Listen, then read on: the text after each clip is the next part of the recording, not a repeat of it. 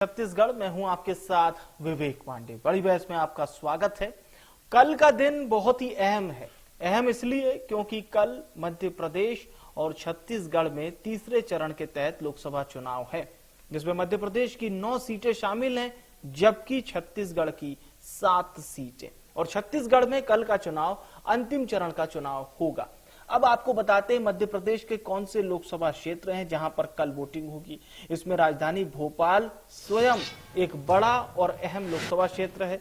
भोपाल के अलावा है राजगढ़, हाई प्रोफाइल सीट, और कल ही विदिशा, जो कि एक और हाई प्रोफाइल सीट है जहां से पूर्व मुख्यमंत्री शिवराज सिंह चौहान मैदान में है। इसके साथ ही साथ कल का दिन अहम इसलिए है क्योंकि कल 2 पूर्व मुख्यमंत्री और केंद्रीय मंत्री की साख दांव पर है।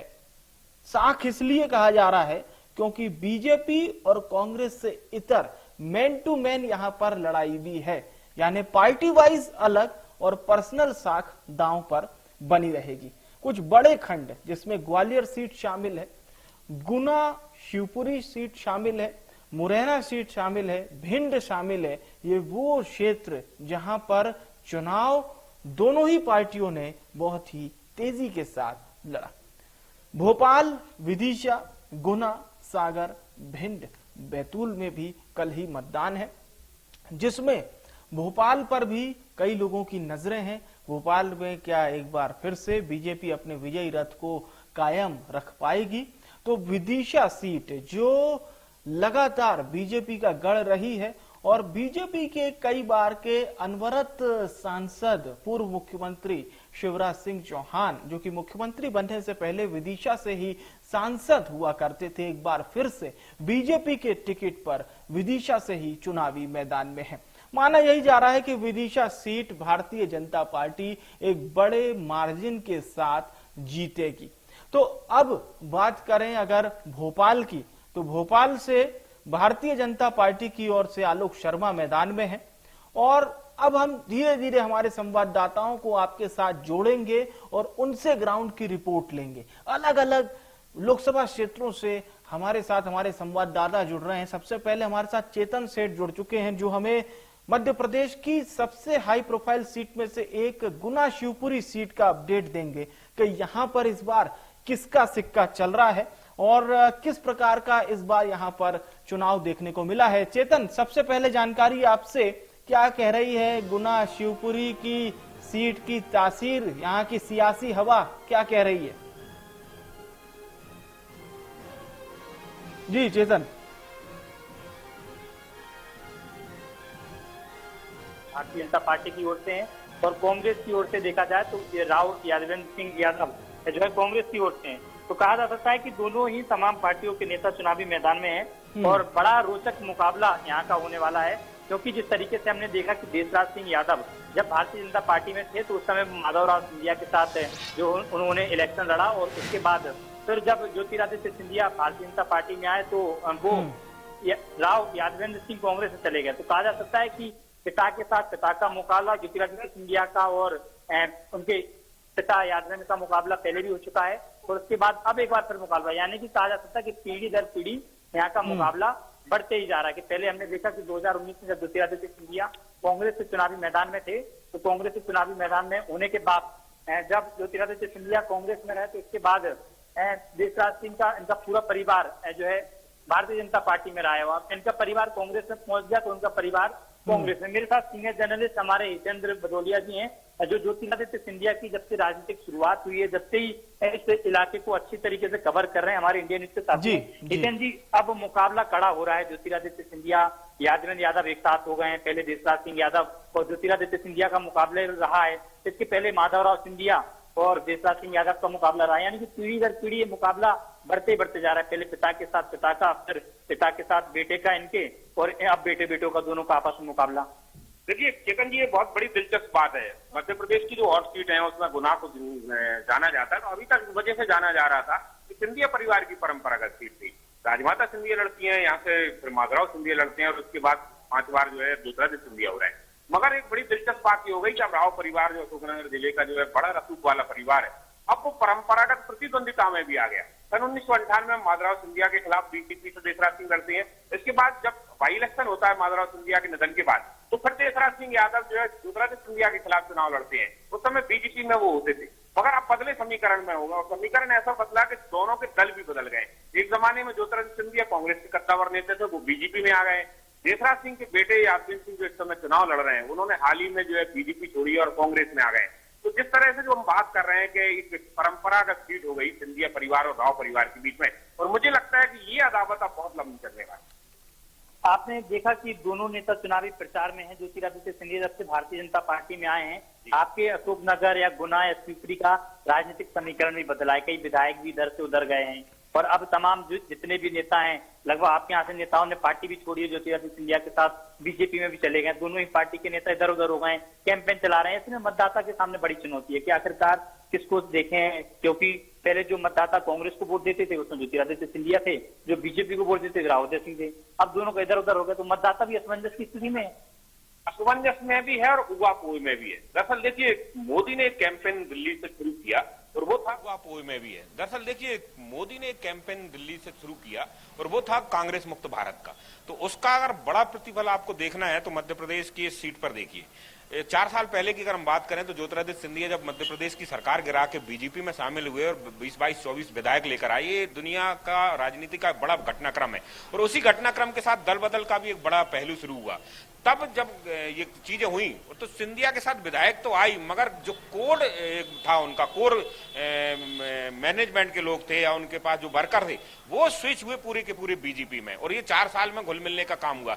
मगर जैसे उनकी यहाँ से जो है उम्मीदवारी घोषित होती है, फिर एक कैंपेन चलाया, और उस कैंपेन में न केवल गुना, अशोकनगर, शिवपुरी, बल्कि आसपास के इलाकों में कांग्रेस के वो सारे लोग जो सिंधिया के कहीं ना कहीं संपर्क में रहे थे, उन्हें दोबारा से आना शुरू हुआ। तो इस चुनाव में एक बड़ा काम ये रहा है कि कांग्रेस में से इतने लोग बीजेपी में गए हैं कि अब कांग्रेस के पास कुछ भी नहीं बचा, कार्यकर्ताओं के नाम पर लगभग खाली हो गई है। तो दल बदल का इतिहास जब देखा जाएगा तो ये पूरी संसदीय क्षेत्र को बहुत बड़े मायने में रहेंगे, क्योंकि एक दिन में हमने देखा था कि जब ज्योतिरादित्य सिंधिया ने जब तीनों जिलों में दल बदल कराया और लोगों को शामिल कराया, तो वो 1200-1500 के आसपास की संख्या थी। ये एक दिन का था।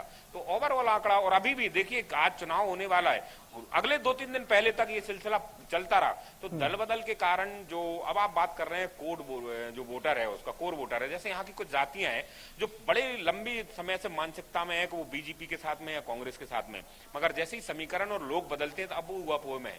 जैसे हम मसलन बात कर लें यादव की, तो यादव एक ऐसी जाति है जिसको ये माना जाता है कि वो बीजेपी की है, और देशराज सिंह यादव ने 6 चुनाव विधानसभा और 2 लोकसभा लड़ने के बाद उनको इतना कर दिया था कि वो उसके साथ चलने वाले लोग थे, मगर आज वो पसोपेश में है, क्योंकि यादवेंद्र सिंह आज निर्विवाद रूप से सबसे बड़े नेता हैं उस समाज के, मगर जो उनकी निष्ठाएं थी अब वो निष्ठाएं उनको बदलना पड़ रही है, तो थोड़ी कसमकस है। निष्ठाएं बदलनी पड़ रही हैं, लेकिन एक कारण और, एक सवाल और है कि ज्योतिरादित्य सिंधिया 2019 का लोकसभा का चुनाव हारे थे और यादवेंद्र सिंह विधानसभा का चुनाव हारे थे, तो दोनों ही हारे हुए प्रत्याशी भी चुनावी मैदान में हैं। ये बहुत बड़ी दिलचस्प कहानी भी है और इसके पीछे भी थोड़ा सा जाना पड़ेगा। देखिए, दोनों ने अपनी अपनी सीटें बदली, अपने अपने दल बदले। बिल्कुल बिल्कुल चेतन, बहुत बहुत अहम सीट, और इसको समझना इसीलिए इतना आसान नहीं है। बने रहिएगा हमारे साथ। राजगढ़ का रुख करते हैं। पूर्व मुख्यमंत्री दिग्विजय सिंह की साख दांव पर है। ओम व्यास हमें जानकारी देंगे, बताएंगे इस वक्त क्या चल रहा है राजगढ़ सीट पर, आम जनता के मन में आखिर क्या है। ओम, सीधी जानकारी आपसे। मैं बताना चाहूंगा, राजगढ़ सीट है, काफी कश्मकश की टक्कर की स्थिति पहुंच गई है जी। यहाँ से जो दिग्विजय सिंह है उनकी काफी छवि है, पूर्व मुख्यमंत्री रह चुके हैं और राजगढ़ से ही उन्होंने राजनीतिक जीवन की शुरुआत की थी, जिसके चलते उनका जो गांव-गांव से संपर्क बना हुआ था। जो रोडमल नागर है वो तीसरी बार प्रत्याशी है, जो तीसरी बार प्रत्याशी के चलते कुछ नाराजगी मतदाताओं में थी। हालांकि जो प्रचार हुआ है इसके चलते अब कल जो वोटिंग होगा उसके बाद ही स्थिति स्पष्ट होगी कि क्या किस नहीं। तो पक्ष में आप मतदान जैसे हुआ है। बता रहे बीजेपी प्रत्याशी के प्रति नाराजगी थी, तो दिग्विजय सिंह कितना भुना पाए, कांग्रेस कितना भुना पाई इस नाराजगी को? जी, मैं बताना चाहूंगा, जो दिग्विजय सिंह है उन्होंने पद यात्राएं भी की, काफी जो 15 दिन तक, करीब 8 दिन तक हर विधानसभा में घूमे, 2-2, 3-3 दिन हर विधानसभा क्षेत्रों में दिए, लोगों के घरों में भी जा जाके संपर्क किया। उनकी पत्नी है, जो भाई है, उनके बेटे हैं, यानी कि पूरा राज परिवार जो है वो जनसंपर्क में जुटा हुआ लगा रहा। इसके बाद जो देखेंगे तो पुराने जो उनके संबंध है जी। गांव में, सरपंचों से संबंध है, जागीरदारों से संबंध है, उस संबंधों को भी उन्होंने बुझाने की कोशिश की है। हाँ, गांव गांव में संपर्क किया है। हाँ। इसके चलते काफी कड़ी टक्कर हो गई है। जी चलिए, अहम बात है, यहाँ से देखना होगा कि जीत किसकी होती है। बहुत बहुत शुक्रिया, बहुत जरूरी जानकारी हमारे दर्शकों तक पहुंचाने के लिए। अब मध्य प्रदेश की एक और high profile seat Vidisha Raisen, Raisen से हमारे साथ अजय गोहिल जुड़ चुके हैं, जो कि बहुत अच्छी खबर वहां की रखते हैं। अजय, कोई कह रहा है यहाँ पर बीजेपी प्रचंड बहुमत से जीतेगी, कोई कह रहा है कांग्रेस दौड़ में ही नहीं है, लेकिन आप लोगों को क्या दिखाई दिया इस सीट पर? बिल्कुल विवेक, मैं आपको यहाँ पर बताना चाहूंगा कि विदिशा रायसेन संसदीय सीट जो है वो भारतीय जनता पार्टी का गढ़ है। मैं आपको यहाँ पर बताना चाहूंगा कि इस सीट ने देश को प्रधानमंत्री तक दिए हैं। पंडित अटल बिहारी वाजपेयी जब 1990-91 में जीत कर जब वो गए थे यहाँ से और देश के प्रधानमंत्री बने थे, लेकिन वो लखनऊ सीट से भी जीते थे और उसके बाद वो अपनी विरासत, इस सीट की विरासत पूर्व मुख्यमंत्री शिवराज सिंह चौहान को छोड़कर गए थे। तब जब शिवराज सिंह चौहान लगातार 5 बार सांसद रहे और उसके बाद उन्होंने मध्य प्रदेश की बागडोर भी संभाली और 18 साल मुख्यमंत्री रहे। तो शिवराज सिंह चौहान एक बड़ा नाम है बेशक मध्य प्रदेश की और देश की राजनीति में, लेकिन प्रताप भानु शर्मा की अगर बात करते हैं तो ऐसा नहीं है कि कांग्रेस यहाँ पर फाइट में नहीं है, लेकिन आम जनता ये कहती नजर आ रही है क्योंकि ये भारतीय जनता पार्टी की सीट है। लेकिन जिस हिसाब से मैं बताना चाहूंगा कि जिस हिसाब से भारतीय जनता पार्टी इस सीट पर जीत का जो आकलन लगा रही है, मेरे हिसाब से उतना तो नहीं बन पाएगा।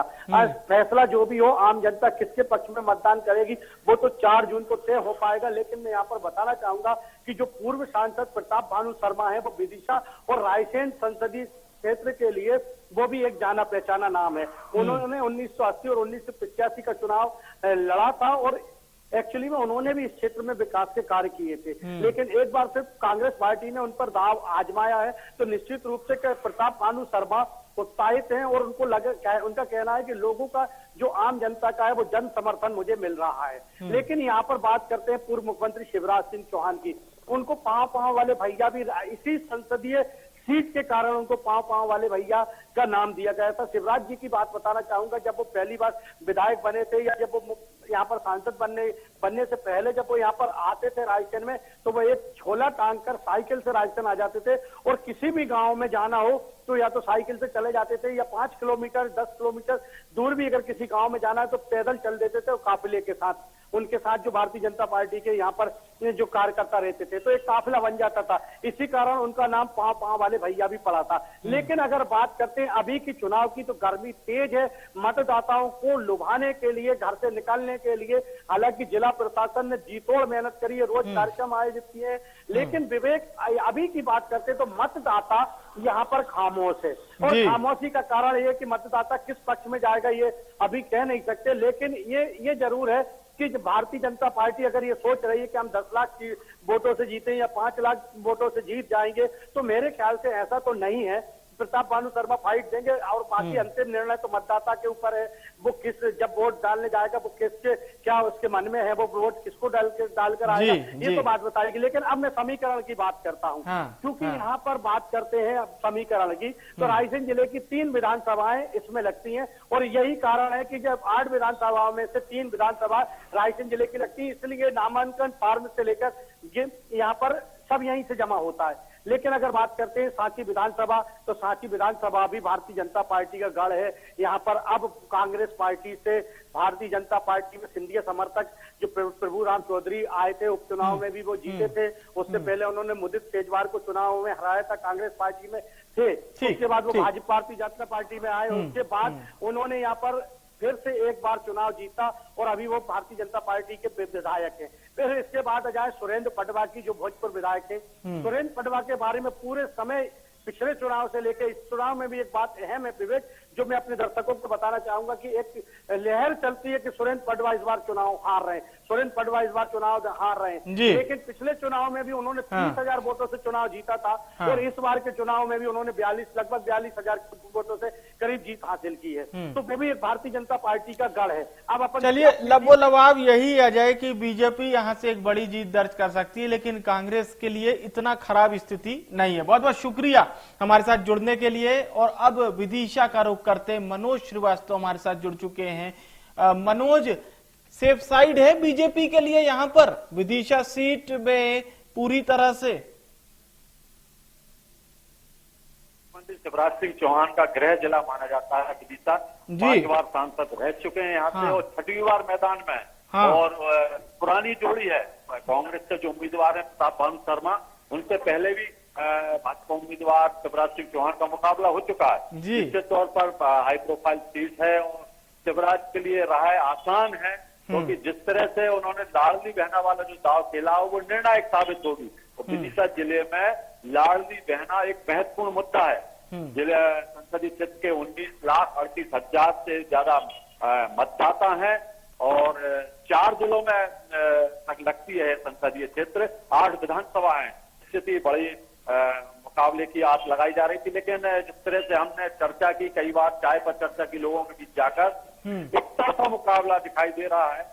हालांकि कांग्रेस उम्मीदवार ने मतदाताओं के पास पहुंचकर अपनी बात रखी है और अपनी पहुंच बनाने की कोशिश की है, लेकिन जिस तरह से भाजपा ने अपनी रणनीति बनाई, घर घर पूर्व विधायक, वर्तमान विधायक, कई पूर्व मंत्री, वर्तमान मंत्रियों को भेजा, समाजों के लोग पहुंचे, लोग कार्यकर्ताओं के घरों पर, उसका निश्चित असर है। और पूर्व मुख्यमंत्री शिवराज सिंह चौहान यहाँ पर बढ़त बनाए हुए कांग्रेस उम्मीदवार से चेहरा है, पांव वाले भैया के नाम से विख्यात है। उन्होंने पदयात्राएं की, साइकिल पे घूमे हैं। विदिशा और गंजवासदा से उनका खाता लगा रखा है, उनकी कर्मभूमि भी मानी जाती है। जी विवेक। तो मनोज, प्रताप भानु शर्मा क्या टक्कर दे रहे हैं पूर्व मुख्यमंत्री शिवराज सिंह चौहान को? नहीं, अब उनसे मैंने बात की प्रताप भानु शर्मा से, तो उनका भी ये कहना था कि हम 1 लाख वोटों से जीत रहे हैं, लेकिन प्रचार प्रसार में कांग्रेस काफी पिछड़ी हुई दिखाई दे रही है। और आम जनता, आम मतदाताओं से भी हमने बात की, तो सभी वैसे तो देखिए, ये राजनीति में हर प्रत्याशी की रीत है, कोई ये नहीं कहता कि मैं हार रहा हूं, सब टक्कर ही देते हैं, लेकिन असली टक्कर जनता की रहती। बहुत बहुत शुक्रिया मनोज, ये जानकारी दर्शकों तक पहुंचाने के लिए। और अब मुरैना का रुख करते हैं। मुरैना से भी हमारे साथ हमारे सहयोगी जुड़ चुके हैं और मुरैना सीट को हम समझते हैं कि क्या इस बार शिवमंगल सिंह तोमर की जीत हो रही है या नहीं। सीधे मुरैना आपको लिए चलते हैं और अब यही जानने की कोशिश करेंगे कि यहां से बीजेपी किस मार्जिन से जीतेगी, क्योंकि पिछली बार बीजेपी ने एक जीत दर्ज यहां पर की थी। नरेंद्र सिंह तोमर यहां से जीतकर लोकसभा तक पहुंचे थे। इस बार क्या स्थितियां हैं मुरैना में? जी विनोद, आवाज पहुंच रही है आपको? विनोद, तो चलिए, हमारे एक और सहयोगी चेतन भी लगातार हमारे साथ बने हुए हैं, जो कि मध्य प्रदेश की सबसे हाई प्रोफाइल सीट में से गुना शिवपुरी की जानकारी दे रहे हैं। जी चेतन, कितना यहाँ पर जो एक जाति फैक्टर है उसको लेकर आप बात कर रहे थे और समझा रहे थे, हमारे दर्शकों को भी वो जानकारी दे रहे थे, उसका कितना इम्पैक्ट पड़ेगा पार्टी वाइज भी अगर हम देखें तो? जी बात कर रहा था मैं, दूसरी बात एक कर रहा था कि दोनों ही प्रत्याशी जो चुनावी मैदान में है वो हारे हुए प्रत्याशी चुनावी मैदान में है। लेकिन एक तरफ जहां पर पूरे देश में राष्ट्र के मुद्दे काम कर रहे हैं, राष्ट्र के मुद्दों पर इलेक्शन हो रहा है, लेकिन गुना लोकसभा सीट मध्य प्रदेश में एकमात्र ऐसी लोकसभा सीट है जहां पर माफियागिरी काम कर रही है, जहां पर जातिवाद काम कर रहा है। मैं हितेंद्र भदौरिया जी से समझ रहा था तमाम समीकरण, हितेंद्र भदौरिया एक ऐसे पत्रकार हैं अशोकनगर जिले के, जब ज्योतिरादित्य सिंधिया ने 2000 में जब राजनीति की शुरुआत की थी, उस दौरान से हितेंद्र भदौरिया ज्योतिरादित्य सिंधिया को उस दौर से देखते आ रहे हैं। माधवराव सिंधिया के टाइम से जब ज्योतिरादित्य सिंधिया चुनाव प्रचार करने आते थे, उस समय से हितेंद्र भदौरिया उनके लिए देखते आ रहे हैं। हितेंद्र जी, बीजेपी में स्वीकार्यता ज्योतिरादित्य सिंधिया की आप किस तरीके से देख रहे हैं? राष्ट्र के मुद्दों पर चुनाव हो रहा है पूरे देश में, लेकिन आपकी लोकसभा सीट में जातिगत फैक्टर काम कर रहा है। देखिए, दोनों तीनों चीजों प्रश्नों को हम बात करते हैं तो सबसे पहले स्वीकार्यता को लेकर देखिए, अभी 5 महीने पहले जो चुनाव हुए हैं तो सिंधिया के साथ कुछ विधायक भी आए थे और जब उनको टिकट दिया तो अशोकनगर के जजपाल सिंह जज्जी और बमोरी के जो है सिसोदिया को बीजेपी के ही कार्यकर्ताओं ने नकार दिया था। तो एक बड़ा संकट था स्वीकार्यता को लेकर, और ये बात न केवल ज्योतिरादित्य सिंधिया जानते थे बल्कि केंद्रीय संगठन जानता था, प्रदेश का संगठन जानता था। तो अब इसको थोड़ा सा समझने की कोशिश करना पड़ेगा। देखिए एक और दिलचस्प बात संगठन के लिहाज से ये है कि बीजेपी प्रदेश संगठन के जो मंत्री हैं इस समय संगठन मंत्री, वो हितानंद शर्मा इसी जिले से आते हैं। ऐसे में साख दांव पर लगी थी सरकार की भी और संगठन की भी। तो अपनी पार्टी में सिंधिया की स्वीकारता कैसे हो उसके उदाहरण आपको दिखवाता हूं कि मोदी ग्वालियर में आते हैं तो कह के चले जाते हैं कि हमारे दामाद है। गृह मंत्री अमित शाह आते हैं ग्वालियर में, उनके महल का निरीक्षण करते हैं। पिपरई की सभा में आते हैं और वो कहते हैं कि सिंधिया महाराज हैं, जो एक छवि उनकी जो है बीजेपी में हमेशा से संकट में थी या बीजेपी उसको लेकर टारगेट करती थी, वो खत्म करके गए। योगी आदित्यनाथ जो तीसरे सबसे बड़े फैक्टर हैं देश में चुनाव के, उनको यहां बुलाया जाता है। 2 दिन पहले उन्होंने सिंधिया और सिंधिया के परिवार के बारे में जो चीजें कही वो सिर्फ इस वजह से थी कि सारी की सारी बातें बीजेपी के कार्यकर्ताओं के बीच में जा सकें। क्योंकि मैं राष्ट्रपति को इसलिए नहीं जोड़ रहा है इस पूरे डिबेट में क्योंकि वो संवैधानिक पद है, वो भी आई थी, मगर इस चीज से हम उनको अलग रखते हैं। अब मुख्यमंत्री जो इस समय है उनकी बात कर लीजिए, तो वो उज्जैन में ये बात कहते हैं कि आज जो उज्जैन महाकालेश्वर या दूसरी चीजें हैं उसमें सिंधिया परिवार का बहुत बड़ा रोल है। राजमाता सिंधिया को सारे के सारे नेता याद कर रहे हैं। 2 दिन पहले शिवराज सिंह जब आए तो उनका कहना ही ये था, शुरुआत राजमाता सिंधिया से कर रहे हैं। तो जो स्वीकारता का एक संकट ज्योतिरादित्य सिंधिया के साथ में था, बीजेपी ने बड़ी गंभीरता से उसको लिया और बड़े शालीनता से उसको स्वीकार लेवल में ले आए और अब बीजेपी लेवल में ले आए, लेकिन कार्यकर्ता के मन में अभी भी नहीं आ पाए। क्योंकि यही कारण था कि 23 के विधानसभा चुनाव में कई जो विधानसभा की सीटें थी, इनके समर्थक विधायक थे, इधर से उधर हुए थे, उनकी सफाई कर दी। ये जो सब मैं आपको बता रहा हूं मोदी से लेकर और शिवराज सिंह तक, वो सिर्फ इसी वजह से हुआ था कि बीजेपी का जो कोर वोटर कह लीजिए, उनके जो मेंबर हैं या उनके वर्कर हैं, उनके लिए सिंधिया अभी भी अस्वीकारता के भाव में थे या अभी भी उतना स्वीकार नहीं कर पा रहे थे जितना बीजेपी का एक नेता उनके लिए था। ये चीज बहुत बड़ी थी। दूसरा जो एक बड़ा मुद्दा है, आपने जो बात उठाई, वो माफियागिरी वाला मामला था। देखिए लोकतंत्र के इतिहास में बड़े बड़े कैंपेन और बड़ी बड़ी चीजें होती हैं, मगर गुना लोकसभा में राम मंदिर हो, चाहे सनातन हो, मोदी की गारंटी हो या और दूसरे मुद्दे हो, वो फांसी पर चले गए। एक बड़ी दिलचस्प बात है कि पूरा का पूरा जो चुनाव का कैंपेन है वो अशोकनगर में सिमट कर गया। यहाँ 3 जिले आते हैं, अशोकनगर सबसे छोटा जिला है, गुना के नाम से लोकसभा है, शिवपुरी में वोटिंग के परिणाम आएंगे, सब चीजें होती हैं। मगर हुआ ये कि पूरे कैंपेन में अगर सिंधिया और सिंधिया का परिवार 30-35 दिन यहाँ रुका है तो उसमें लगभग 60 से 70% समय उनका अशोकनगर और उसके आसपास गया। तो एक माफियागिरी का जो एक मामला था, उसी बीच में एक ऐसी घटना हुई कि सिंधिया को अलग अलग मंचों से कम 10 से 15 बार ये कहना पड़ा कि मैं अब इस पर लगाम लगाऊंगा, और उसके लिए उन्होंने अपने अभी जो वर्तमान के सांसद हैं केपी यादव, उनको भी कटघरे में खड़ा कर दिया। साहब 5 साल में नहीं था, इस वजह से ये सब हुआ।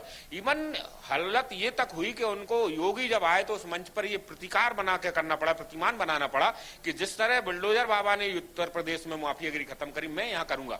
तो बड़ी बात यह है कि जब राष्ट्र के मुद्दे बहुत ज्यादा क्षेत्र में चल रहे हैं, देश भर में चल रहे हैं, उस समय बीजेपी इस सीट पर ऐसे मुद्दे को लेकर अटक गई। और देखिए अटकने का नहीं, वो बवंडर भी बन सकता था, और बीजेपी ने इस मामले में बहुत एहतियात बरता, क्योंकि ये मामला अगर उफल जाता तो न केवल अशोकनगर, मुंगावली, चंदेरी, गुना, बल्कि सब। एक सवाल बड़ा महत्वपूर्ण है कि लंबे समय से गुना लोकसभा सीट सिंधिया परिवार के खाते में गई, कांग्रेस के खाते में गई लंबे समय तक, लेकिन जब केपी यादव बीजेपी में आए तो बीजेपी के साथ सीट चली गई। क्या ज्योतिरादित्य सिंधिया अब बीजेपी में आए हैं, क्या जातिगत समीकरण इस बार फिर काम करेंगे? बिल्कुल ये चेतन देखना बहुत अहम होगा। बहुत बहुत शुक्रिया आपका तमाम जानकारी दर्शकों तक पहुंचाने के लिए। मुरैना का रुख करते विनोद हमारे साथ जुड़ चुके हैं। विनोद, क्या होगा इस बार मुरैना में? पिछली बार नरेंद्र सिंह तोमर जी जीते थे, अब शिवमंगल सिंह तोमर जी का क्या चल रहा है मामला? जी बिल्कुल, मैं बताना चाहूंगा कि यह मुरैना लोकसभा कम से कम 33 सालों से बीजेपी का ही कब्जा रहा है। 1991 में पहली बार बारीलाल जाटव ने कांग्रेस से जीत दर्ज की थी। उसके बाद यह सीट हमेशा से एक बीजेपी की पारंपरिक सीट रही है, लेकिन अब की बात कुछ मामला अलग से त्रिकोणी नजर आ रहा है, क्योंकि जो बीजेपी के ही पूर्व विधायक रहे सतपाल सिकरवार कांग्रेस से चुनाव मैदान में है, वहीं नरेंद्र सिंह तोमर के नजदीक कहे जाने वाले शिवमंगल तोमर भी बीजेपी से मैदान। वहीं एक मुरैना के प्रतिष्ठित जो उद्योगपति है KS ग्रुप के चेयरमैन रमेश चंद्र भी चुनाव मैदान में है बीएसपी से। लेकिन बिल्कुल देखा जाए कि अब की बार एक मामला त्रिकोणी दिख रहा है, लेकिन पहले कभी ऐसा नहीं लगता था कि हमेशा बीजेपी की एक पारंपरिक सीट रही थी, लेकिन अब की बार नीतू सिकरवार के आने से मामला त्रिकोणी नजर आ रहा है। वहीं केएस ग्रुप के चेयरमैन भी बराबर जो देश समाज है वो बिल्कुल उनकी तरफ एक लामबंद हो गया है और पूरा एकजुट हो गया क्योंकि मुरैना में हमेशा से जातिवाद और जो उम्मीदवार है उसके व्यवहार को लेकर वोट दिया जाता है।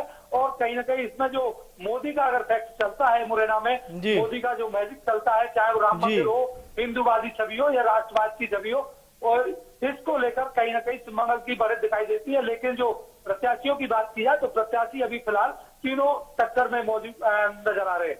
बिल्कुल बिल्कुल विनोद, बहुत बहुत शुक्रिया आपका तमाम जानकारी हमारे दर्शकों तक पहुंचाने के लिए। तो कल मध्य प्रदेश में ये जो अहम लोकसभा चुनाव है जिसमें 9 लोकसभा क्षेत्र हैं, फिलहाल किसकी जीत किसकी हार होगी इसका पता तो